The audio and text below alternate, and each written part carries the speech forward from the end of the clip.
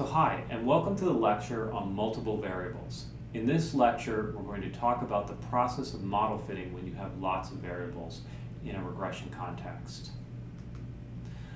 I'd like to distinguish between multivariable regression and the kinds of things that you'll learn in your prediction class as part of the data science specialization. In prediction, we're less concerned with interpretability, so we're far more tolerant for complex models, lots of interactions, and automated search algorithms and rules to come up with the best prediction with respect to a specific loss function. In contrast, in a lot of regression examples, we want simple interpretable models. That means we're going to place a heavy emphasis on the idea of parsimony, finding the simplest model to explain what we're looking at, but so as simple as possible, but no simpler. That's the idea of parsimony. It has kind of the flavor of Occam's razor, which states that all else being equal, the simplest solution is probably the right one. Well, here, all else being equal, we're going to prefer a simple model rather than a complex one.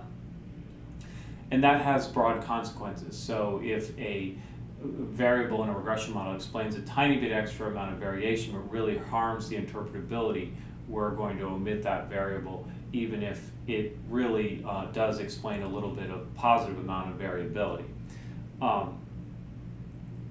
So I also like to bring up this quote by Scott Zeger, who really helps me think about what I'm going for when I look at models. So he likes to think of a model as a lens through which you're looking at the data. So in that context, your model is neither right nor wrong. Any model that teaches you something valuable about your data is right, as long as it teaches you something true. And the idea of a lens is just sort of in the same vein that in some cases, when you're looking at the world through a lens, to find out super fine detail, you might need a microscope. To find out super high level detail, you might need a telescope. And so the idea of a model being something like that, where you're looking at the same thing, but the right model might highlight the right feature that teaches you something true. So I think that's a very useful way to think about models.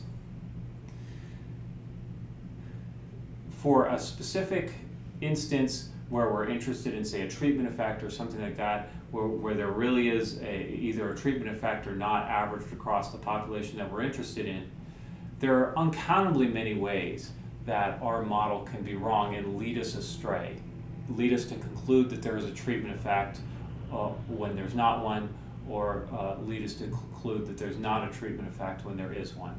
And in this particular lecture, we're going to go through some basics of what happens when we either include unnecessary regressors or exclude important regressors. I'd like to bring up this quote by Donald Rumsfeld. He was the sort of embattled Secretary of Defense for the US, and he was widely derided for this specific quote. However, it's very pertinent to the idea of regression. And it goes something like this. There are known knowns. These are things we know that we know. Then there are known unknowns. That is to say, there are things that we know we don't know. But there are also unknown unknowns. There are things we don't know we don't know. And so this quote was, again, heavily criticized, but for regression it makes a lot of sense. Known knowns are regressors that we know we should include in our model and we have recorded, so we just put them in. There are known unknowns, and these are things that we know we should include in our regression model, but unfortunately we didn't collect them. And there are unknown unknowns, and these are things that we should include in our regression model, for example, but we didn't collect them or don't have them or don't know whether or not they're important. So, I think this is a funny little quote, but it gives us an idea of, the various lines of thinking that you have to go through when building a regression model. So let's talk about some general rules for our known knowns, unknown unknowns, and known unknowns. So what happens if we omit a variable that we should have included? And the general result is that results in bias.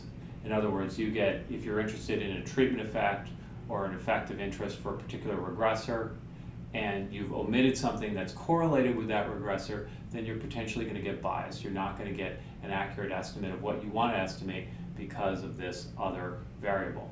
Now, one way to prevent that is to try and randomize, because if this other variable that you're omitting is uncorrelated with the variable that you're interested in, then it doesn't matter usually whether you include it or not. So randomization is a strategy to try to prevent that from happening. That's why A/B testing is so powerful and clinical trials are so powerful.